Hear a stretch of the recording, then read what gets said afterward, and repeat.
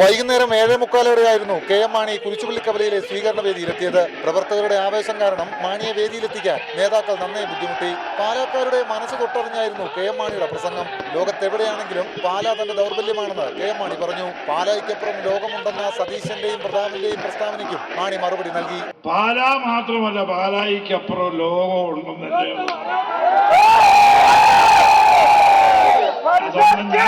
എനിക്ക് പറയാനുള്ളത്. അതൊന്നും എന്നെ പഠിപ്പിക്കണ്ട. ലോകമൊക്കെ ഞാൻ കണ്ടിട്ടുള്ള. പക്ഷെ എന്നെ സംബന്ധിച്ചിടത്തോളം പാലായേക്കാൾ വലിയൊരു ലോകം എനിക്കില്ല. തന്നെ ഓർത്ത് VS അച്യുതാനന്ദൻ കരയണ്ട. അച്യുതാനന്ദ, നിങ്ങൾ എന്നെ ഓർത്ത് കരയണ്ട.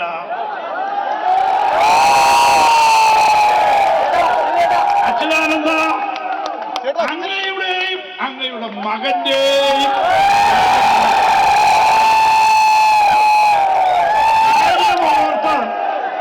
കരഞ്ഞാൽ മതി. നിലവാരമില്ലെങ്കിൽ നാട്ടുകാരും വീട്ടുകാരും വെറുക്കുമെന്ന് PC ജോർജിന്റെ പേരെടുത്തു പറഞ്ഞു വിമർശനം. ഒപ്പം ജോർജിന് നന്മ വരട്ടെ എന്ന ആശംസയും. MLA ആയിരിക്കാൻ യോഗ്യനല്ല. MLAയ്ക്കും നിയമസഭയ്ക്കൊക്കെ ഒരു നിലവാരം. ആ നിലവാരം കൈവിടിയുവാൻ ആരും നിലകൊള്ളരുത്. നിലവാരമനുസരിച്ചേ നമ്മൾ പ്രവർത്തിക്കാവൂ. ആ നിലവാരമനുസരിച്ച് പ്രവർത്തിച്ചില്ലെങ്കിൽ അത് നാട്ടുകാർക്കും വീട്ടുകാർക്കും എല്ലാം നാണക്കേടുണ്ടാക്കുന്ന കാര്യങ്ങൾ. ബാർക്കോഴ കേസിലെ ഗൂഢാലോചനയെക്കുറിച്ചും കെ ബാബുവിനെ കുറിച്ചും പ്രവർത്തകർ ആവർത്തിച്ച് ചോദിച്ചിട്ടും മാണി പ്രതികരിച്ചില്ല.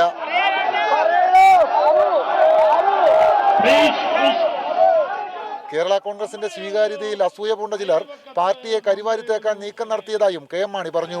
മാണിയുടെ വാക്കുകളെ നിറഞ്ഞ കയ്യടിയോടെയാണ് പ്രവർത്തകർ സ്വീകരിച്ചത്.